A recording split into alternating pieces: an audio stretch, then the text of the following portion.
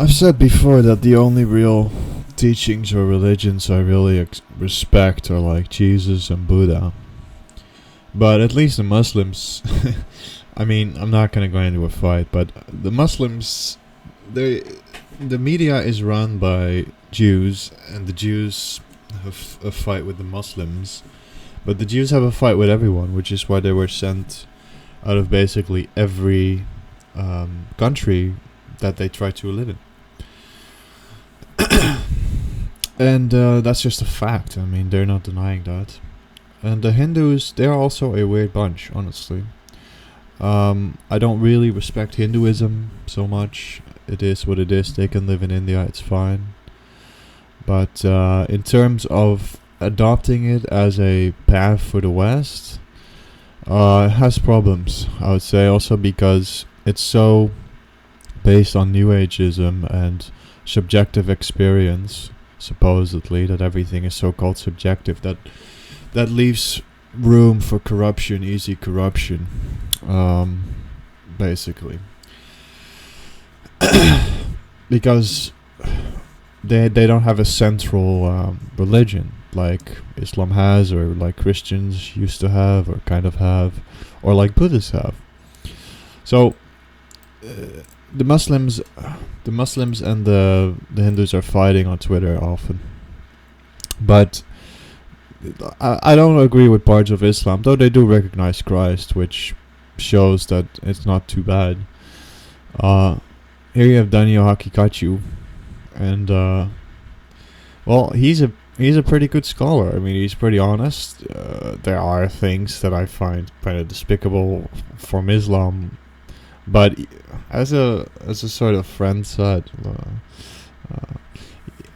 most Muslims have a higher moral standard than Muhammad these days. We would argue, because they're not doing the child marriage and the mindless killing so much. So they're not too bad, I guess.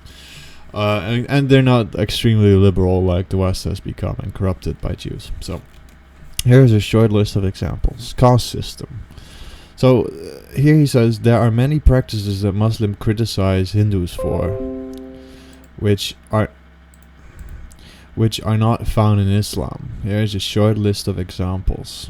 There are many practices that Muslims criticize Islam, which are not found in Islam. Okay, so the caste system, even though you could argue that the Bhagavad Gita never really argued for a hard caste system, which is practiced in India in many ways. You had basically the warriors or the managers and the sort of guards. Then you have farmers. Then you have farmers and just manual labor, tradesmen, and priests, which is just a sort of natural composition to which people may resonate. Not a sort of hierarchy system, because Krishna says, "I'm in the heart of all beings." So if they have the right idea, but it's so chaotic that it has become lost by corruption also. Untouchability, which is the people so-called from the lowest caste system, which is pretty un-Christian and apparently also un-Muslim. I don't know too much about Islam, but yeah, I know these somewhat. Forbidding women and lower social groups from studying religious teachings. That's interesting. Human sacrifice. So here he says criticize Islam's forbid, which they apparently do have in their own system. So human sacrifice. This was a thing also, forbidding widows from remarrying and burying them. Ritual sex with dead horses. Prostituting children in temples. Apparently, I don't see a source for that, but this is again a sort of all general criticism of Hinduism because it's so chaotic with so many texts. A childless husband lending out his wife so that he can be impregnated by another man. When Hindus criticize Muslims, it's usually for practices are also found in Hinduism. For example, they criticize Muslims for minor marriage, polygamy, slavery, imperial conquest, despite the fact that Hinduism also endorses all of these practices. Now, I'm going to take Daniel Akikachu's word for it that it is found in texts, but I haven't double-checked that. I mean, I'll get into a bit of a rebuttal later. But this is hypocrisy. My challenge for Hindu extremists is the following. Please list all Islamic practices that you find problematic, which are not found in your religion as well. So let's make 2 lists. There will be a list of criticizable Hindu practices not found in Islam, like the list I've given above. There will also be a list of criticizable Islamic practices which are not found in Hinduism, which you can provide. So basically, again, he's the reason why I respect him in this case also is because he has challenged many of the Hindus to debate him, and he hasn't really gotten a reply, which is kind of sad.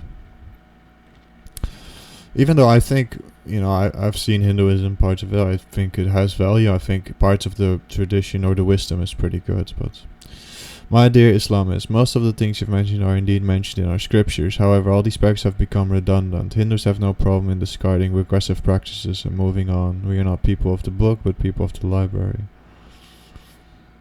And then Islam also has problems with maybe extreme masculinity. Sar, Muslims don't eat cow dung and only clean. I don't know. It gets a bit cheap here, but that's basically it. So this might be interesting. The Muslim majority country, which is secular, but again, if you are religious, then secularism becomes not really desirable, which is democratic. So yeah, I mean the democracy is something that we do value in the West a lot, but it's also not really being lived or respected in many ways.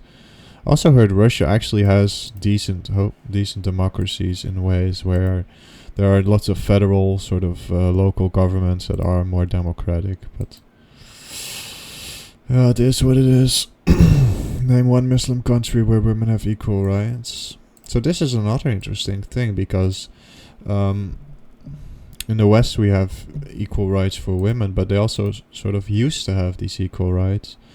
But many would argue these days that it actually has been also psyoped by businesses because they wanted to take control, but like a New World Order, they want to take control of the children to the schools and have the women work for them so they can tax both parties. And it's true that simply when the third wave feminism, like not even first wave or second wave, but third wave feminism, where women are sort of seen as totally equal or the same as men, then the birth rate has become so low that we can't even have families anymore, and other nations are just waddling in. Hindus don't treat non-Hindus as kafirs. So this is interesting, I guess. This is a point of contention for many Westerners, that Hindus don't treat non-Hindus as kafirs. I guess that's true, though they do, though in a sense it becomes what is a Muslim, because if they recognize Christ and that he comes back to judge the world, and that he is a prophet, that leaves quite a bit of opening to be able to be a Christian, and it kind of begs the question, like, what is a Muslim?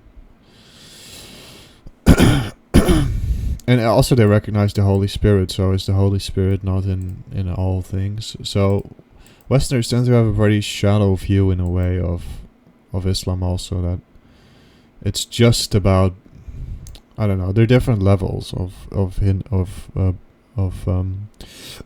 Islamists and such.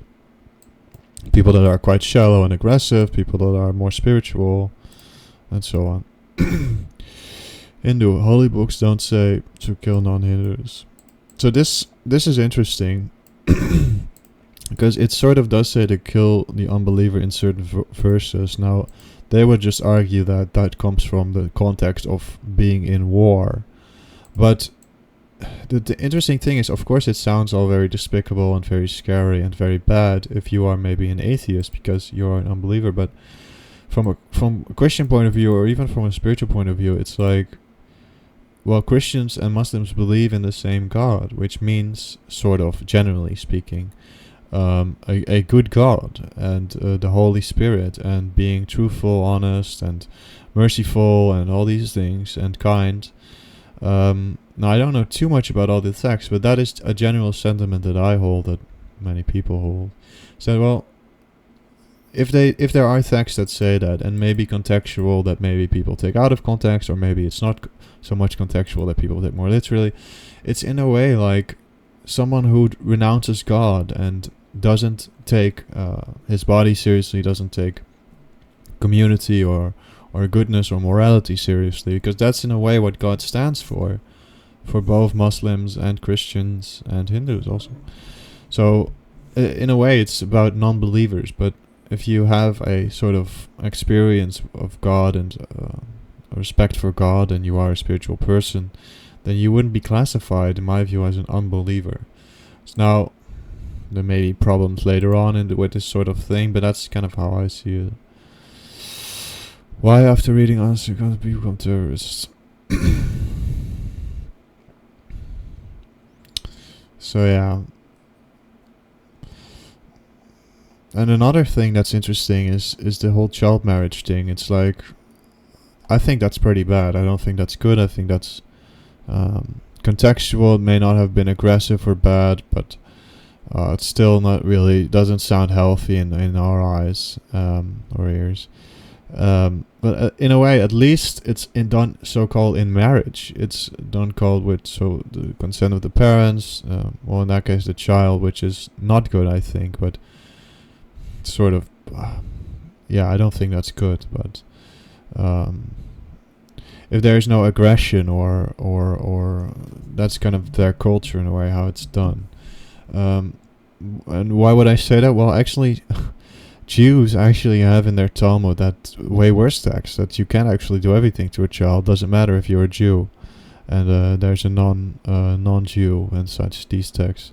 These are really, really despicable, and these are something that you can't properly talk about because all the censorship. But yeah. So these are, I guess, the sort of problems that you can think about if you overthink it, or if you think about it. So yeah, maybe, I don't know, politics, I guess, is for kind of people that have a tendency towards seriousness and towards sort of debate and dialogue, as opposed to just drinking and all this kind of stuff. So I hope that was informative. Which I honestly, it shows the deficiency of the Hindu culture. They don't have a central text. They don't have it's just kind of all over the place. There's no central morality in a way, which creates a kind of weakness, or yeah, this would be my, I guess, a sort of argument for Christianity as well. So, thank you.